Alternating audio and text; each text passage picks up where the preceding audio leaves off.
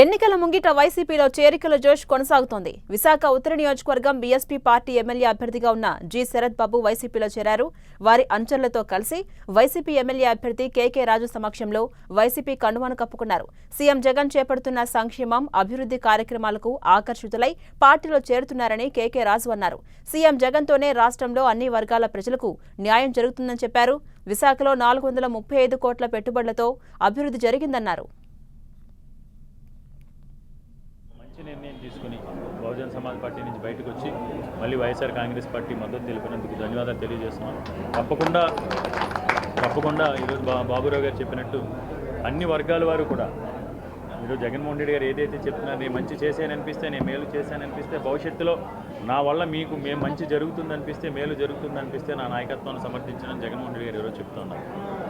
తప్పకుండా జగన్మోహన్ రెడ్డి గారు మళ్ళీ ముఖ్యమంత్రి అవుతారు.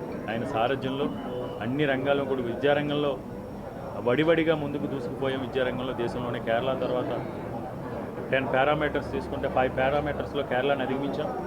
ఒక 6th పారామీటర్లో కేరళతో ఎక్కువగా వచ్చాం. ఒక 2 సంవత్సరాల్లో కేరళని అధిగమించి ప్రపంచంలో నిష్ణాతులు ఎవరైనా ఉన్నారంటే భారతదేశం నుంచి, ఆంధ్రప్రదేశ్ నుంచి 5-10 సంవత్సరాల తర్వాత ఆంధ్ర నుంచి తెచ్చుకోవాలనుకునే విధంగా రేపు ఆంధ్రప్రదేశ్ని జగన్మోహన్ రెడ్డి గారు తీర్చిదిద్దుతున్నారు.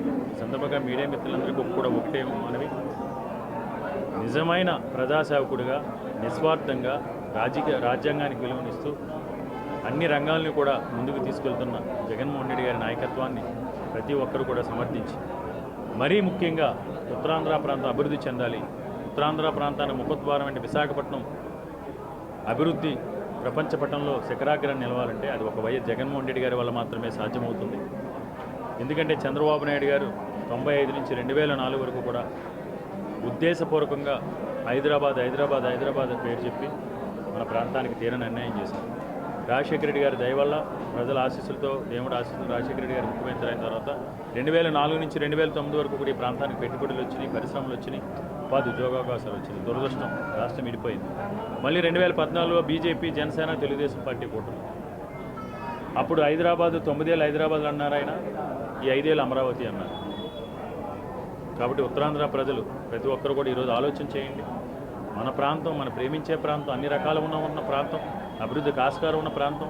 ఈ ప్రాంతం అభివృద్ధి చెందితే ఒక ఉత్తరాంధ్ర ప్రాంతానికే కాదు, యావత్ ఆంధ్రప్రదేశ్ రాష్ట్రానికి కూడా ఆర్థికంగా పరిపుష్టత తీసుకురాలి. శక్తి సామర్థ్యాలు ఒక గ్రోత్ ఇంజన్ల ఆర్థిక పరిస్థితి చక్కదిద్దే సామర్థ్యం ఉత్తరాంధ్ర ప్రాంతానికి, విశాఖపట్నానికి ఉన్నాయి.